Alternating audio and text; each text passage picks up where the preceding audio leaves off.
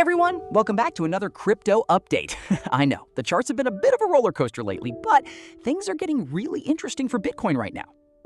So Bitcoin is actually showing some pretty strong signs of a potential bullish reversal.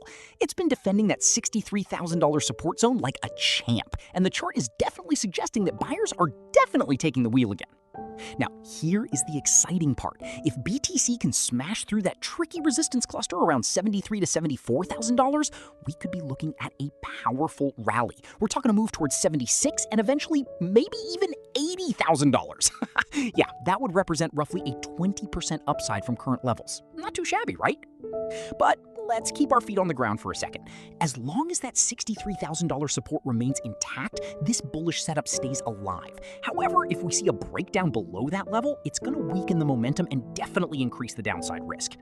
So what's the game plan? Keep a close eye on the volume and wait for confirmation before chasing the move. Volatility is definitely building, and Bitcoin just might be preparing for its next explosive breakout. And of course, you know I have to say it. Please do your own research. This is just for fun and education and is definitely not financial advice. Stay safe out there and happy trading.